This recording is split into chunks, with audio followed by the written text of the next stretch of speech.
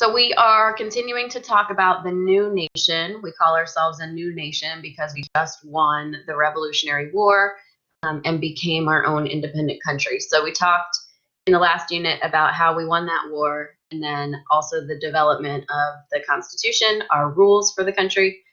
Today we're going to look at some other stuff that happens as the country is coming into its own. So remember that under the Articles of Confederation, we had only one branch of government. There was only a Congress. That changes with the Constitution, and we get a president and a Supreme Court. So the Supreme Court under Jefferson, our third president, is going to be led by Chief Justice John Marshall. The Chief Justice is like the head judge on the Supreme Court. So the Supreme Court has 9 judges, and then there's one Chief Justice who's really in charge of the court. So at this time, that's going to be John Marshall. He's the 4th ever Supreme Court Justice. The reason that we learn about him specifically is because he really increased the power of the Supreme Court. He really strengthened that branch of the government because he ruled on 3 important Supreme Court cases that you guys need to know about. And each of those cases gave the federal government more power. So the Supreme Court's job is to make sure that other branches and states are following the Constitution. And so we'll talk about how they do that. But John Marshall is the one who's in charge of the Supreme Court when these 3 important cases are heard. So the first important Supreme Court case that we need to know about is the case of Marbury versus Madison. And basically, the decision in this case was that the Supreme Court has the power to declare laws unconstitutional. So if the Congress passes a law and the president signs off on it, the Supreme Court has the last say to decide whether or not that law follows the Constitution. And we call that power judicial review. So John Marshall starts the power of judicial review, the ability of the Supreme Court to be the deciding factor in whether or not a law follows the Constitution. So Supreme Court justices are supposed to be the ultimate experts in the Constitution. The second big case that comes up to the Supreme Court is McCulloch versus Maryland. So we have a national bank in the United States at this time. The federal government runs a bank. That's where it keeps everybody's taxes and takes money out to provide services. And the state of Maryland tried to charge a tax on the national bank. And so the Supreme Court under John Marshall decided that that is illegal. The states cannot tax the federal government. So the states are not allowed to have control over the federal government. He also starts something called implied powers, which says that Congress is allowed to do certain things if they are implied in the Constitution. So basically, that gives the government some more power. It's not limited to what's exactly in the Constitution. It can do things that are implied. So the Constitution doesn't say it is okay to make a national bank. But it does say that the government has the power to control the economy. So that's implied that you need a bank to be able to do that. Implied means that something's not specifically written, but it's understood. Okay, so Congress is allowed to make necessary and proper laws that are implied by the Constitution, and states are not allowed to tax the federal government. So 2 important parts of this case. And then the third case that comes up to the Supreme Court is Gibbons versus Ogden. This gave Congress the power to regulate interstate commerce. So that means business issues between different states. So when more than one state is involved. So in this case, the state of New York had tried to ban other states from using their water for boat traffic. So other states were transporting goods through oceans and rivers, and the state of New York tried to say, you're not allowed to drive your boats in our water. And the court decided that that's unconstitutional but the national government is in control of who gets to go from state to state. Each state can't ban another state. Okay, so interstate commerce. And we'll look at these Supreme Court cases in a little bit more detail in your classwork. But basically, the big idea here is that under John Marshall and these three cases, the Supreme Court got a lot more power. They got the power to mediate disagreements between the three branches of government. Marbury versus Madison gives them the ultimate power to say if something is constitutional or not. It gave the Supreme Court the power to mediate disagreements between levels of government, state and federal, and it gives the federal government the supreme power. And then it also gives the Supreme Court the power to mediate disagreements between different business interests, like Gibbons versus Ogden, where we had businesses trying to compete over waterways. So basically just strengthening the power of the Supreme Court. All right, so when George Washington leaves office, so he decides to retire from being president, he basically says, right here, a system of political parties agitates the community with ill-founded jealousies and false alarms, kindles the animosity of one part against another, and foments occasionally riot and insurrection. That is a lot of language. But you can see any ideas what George Washington is warning against? What is he saying we shouldn't have?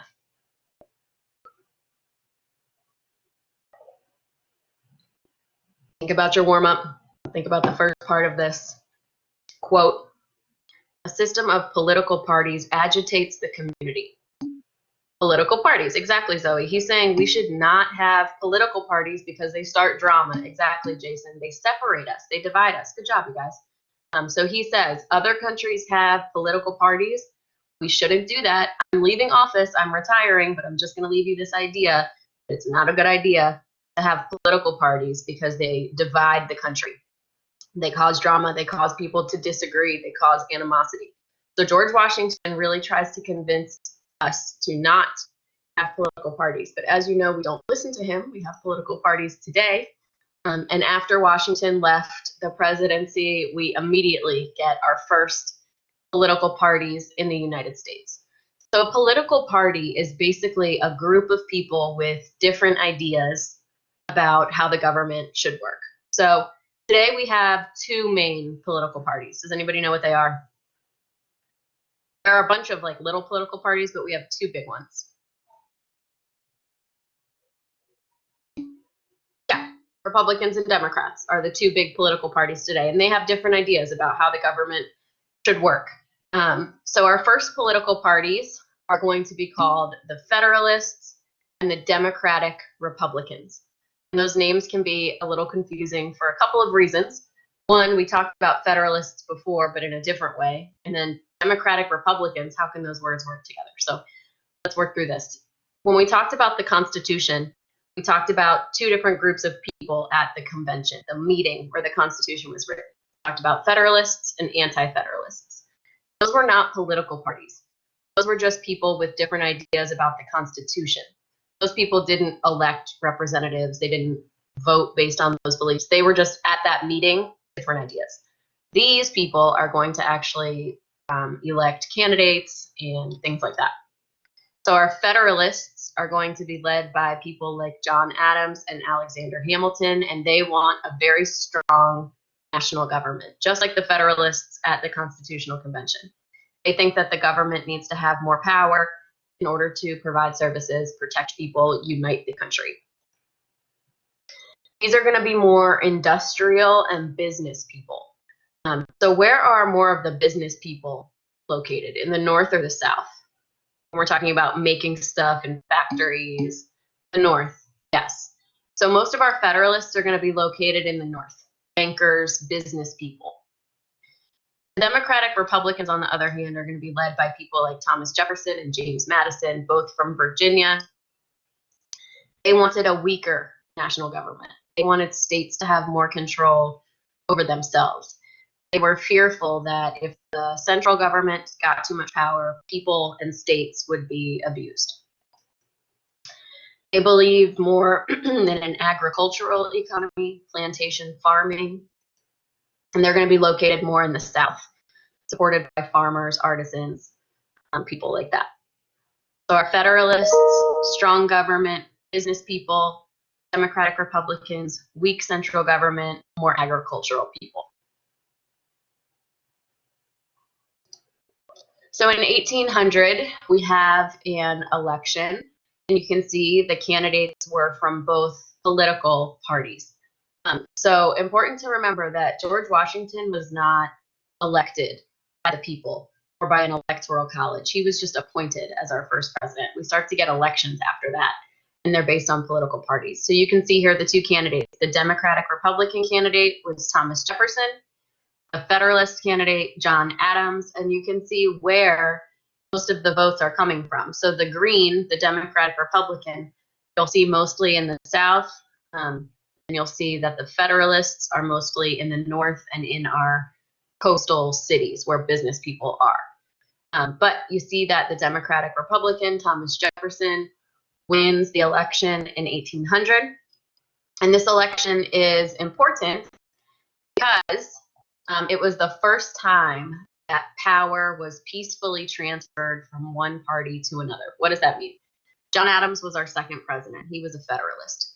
When Thomas Jefferson beats him in 1800, Adams willingly steps down, leaves office, and gives that power over to Jefferson.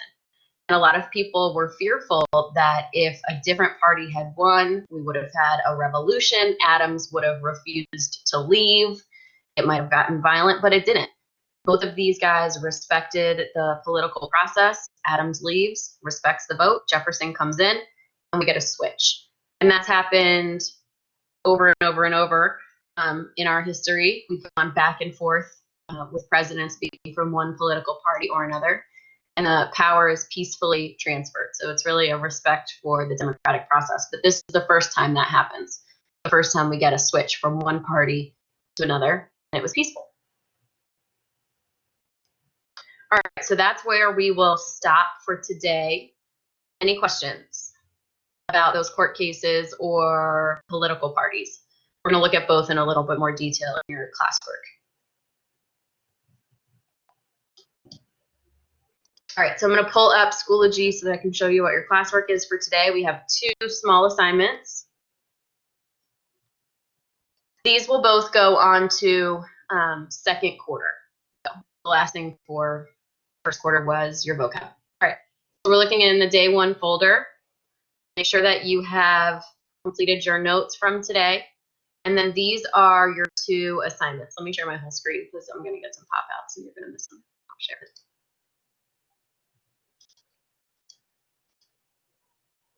All right, so your first thing that you're doing is a graphic organizer to look at those 3 Supreme Court cases.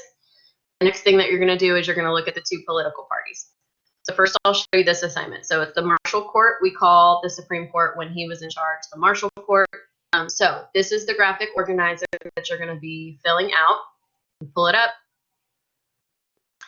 And it's going to ask you some questions about each of the 3 cases that I talked about. Marbury versus Madison, McCulloch versus Maryland versus Ogden. So you'll complete those, and then there's like a summary there. So to get your information, it says use the pages in your textbook. And instead of having you flip around or whatever, I just gave you those textbook pages. If I go back to the assignment here, there's a link to the pages that you need. Okay, so it's going to pull up right here. And you can see in the chart, it tells you the red page numbers and the blue page numbers. I just pulled info from 2 different textbooks. I scanned them both in and I called them blue, blue, red, red. Okay, so you can see exactly what you need. Any questions on what we're doing with this organizer? So this should be pretty quick. That should take like 15 minutes since the information is right there in the textbook. The next thing that you'll do is this political parties chart. So using the information from your notes, so make sure that your notes are complete. You're just going to look at the pictures here. No, sorry, this is a reading. You're going to look at the reading to complete the information. So it's in slides. So when you go to put a letter in here, like for example, these are multiple choice, you just click and a little text box pops up. So there's some multiple choice, crossword. For this, make sure you read the directions. Choose one. You only have to answer one of these questions. So this should probably take you 30 minutes max, which leaves you plenty of time to get these both done before you leave today. All right, any questions on what we're doing? So you're in the Unit 3, Day 1 folder. We'll go ahead and let you guys work in breakout groups of your choice, depending on what you need. So let me share that graphic so you can remember where we're going. So if you need any extra help, hop into room 1. Room 2, if you want to work with your mic and camera on. Room 3, if you want to work in the chat. Room 4, if you want to work independently. Sydney says, where it says red and blue, what does that mean? So when you open the textbook link, you'll see different files. One is called red, one is called blue. They're just from 2 different textbooks. One is a red book, one is a blue book. It'll make sense when you click the link. Okay. So we'll go ahead and start breakout groups and give you guys the ability to move around to whichever group suits you. Starting in 3, 2, 1.